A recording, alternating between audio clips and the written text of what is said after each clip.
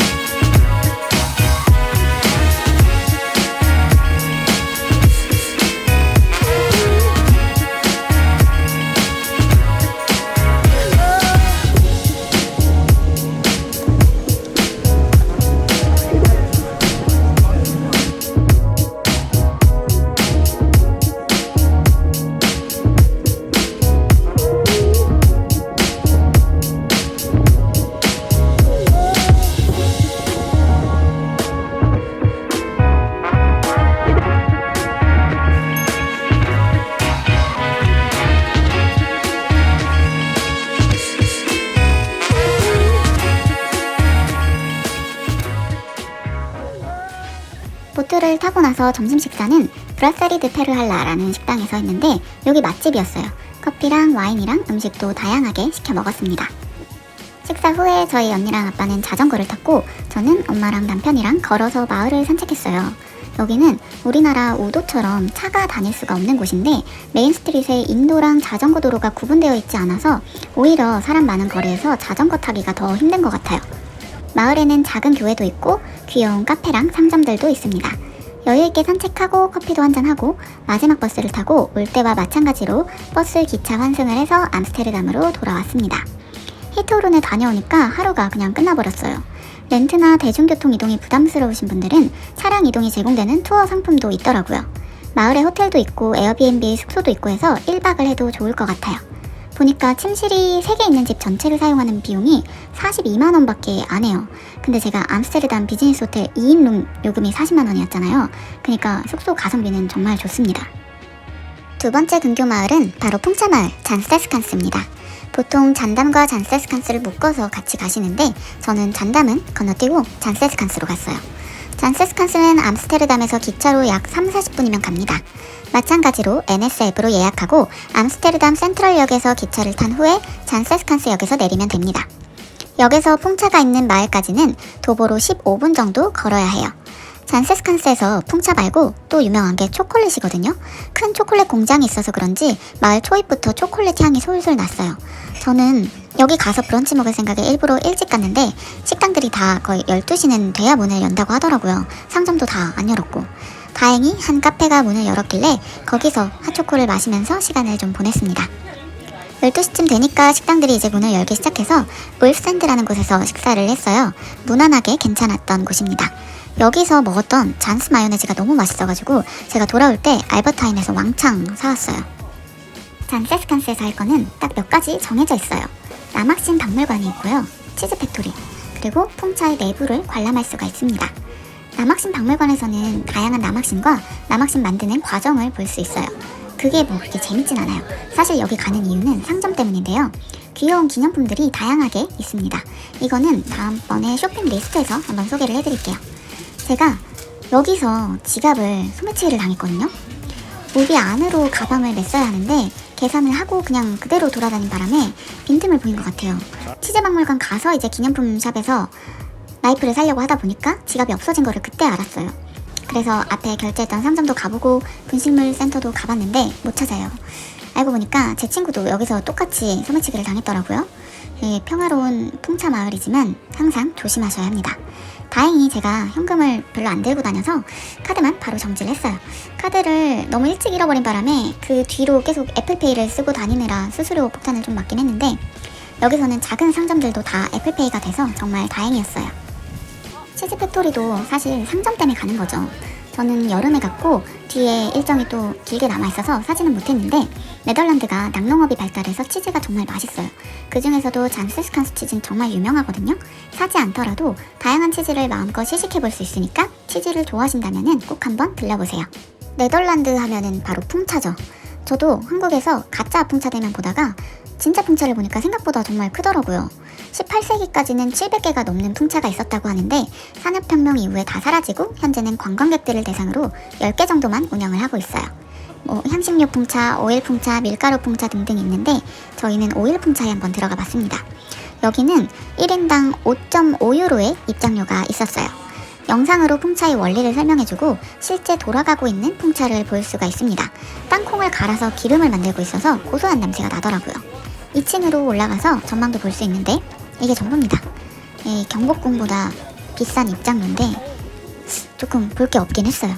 근데 잔세스칸스는 암스에서는 정말 가까워서 암스에 머무시는 동안 한 번쯤 갔다 올만 합니다.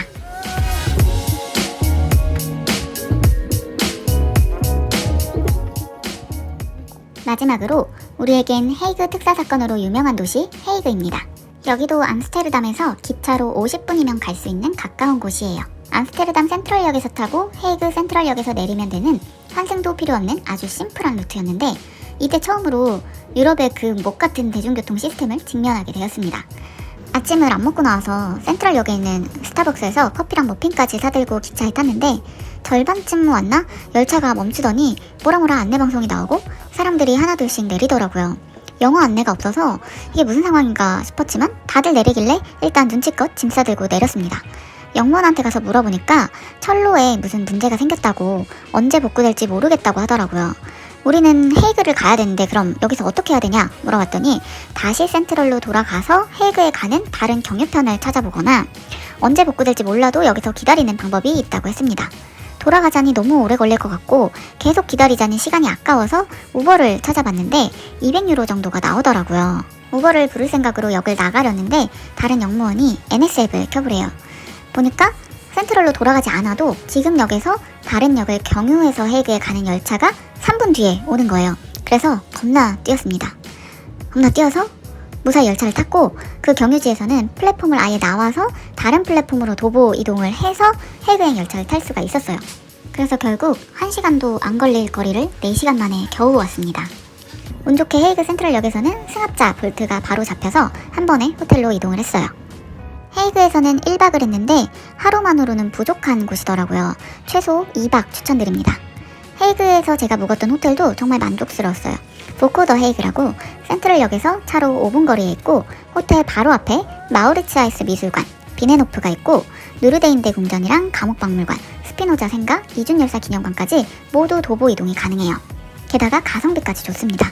현장 결제 금액까지 해서 2인이 사용한 스탠다드룸이 1박당 20만원 조금 넘게 나왔어요. 도시세랑 관광세도 암스테르담에 비해서 저렴합니다. 방도 엄청 커요. 그동안 작은 암스테르담 호텔방에 있다가 여기 오니까 숨통이 트이더라고요. 헤이그에서 갔던 식당들을 좀 소개해드리자면 팔메트, 여기서는 더치 스타일 음식들을 먹었는데 크로켓 빼고 다 맛있었어요.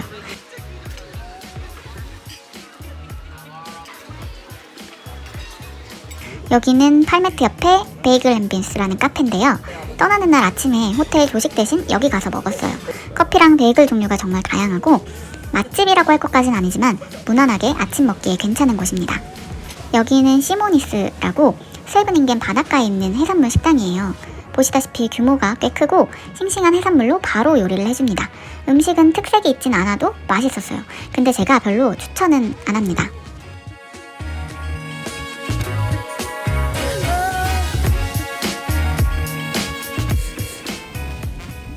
그리고 여기는 비넨호프 앞에 있는 청어 샌드위치 가게인데요. 네덜란드에서는 이 하링이라고 불리는 청어가 정말 유명해요. 암스에서도 남편이랑 아빠는 아침에 거리에 있는 푸드트럭 같은 데서 사다 먹었는데 저도 여기서 한번 도전해봤습니다. 정말 그냥 핫도그 빵에 양파, 청어, 피클을 얹어서 소스도 없이 그냥 먹는데 제 입맛에는 꽤 비렸어요. 그리고 여기서 한국인이라고 했더니 막 히딩크 감독으로 막 정신없이 신나게 만들어놓고 거스름돈 핑땅 치려다가 걸렸거든요. 현금 쓰실 때 거스름돈을 잘 확인하세요. Korea. Korea. Gezellig. Gezellig. Cuisining? You know gezellig? De voetbaltrainer. Soccer, voetbal. Dutch voetbaltrainer in Korea. We'll say that again. Who? Gezellig. Gezellig. Gus Hiddink. Yeah! 그리고 헤이그에서 가볼 만한 곳들 말씀드릴게요. 우선 이중열사 기념관은 한국인이라면 필수 코스죠. 입장료가 성인은 10유로, 학생은 6유로가 있습니다. 현금으로 지불해야 하니까 현금 꼭 챙겨가세요. 관장님께서 하나하나 설명해 주시면서 관람이 진행됩니다.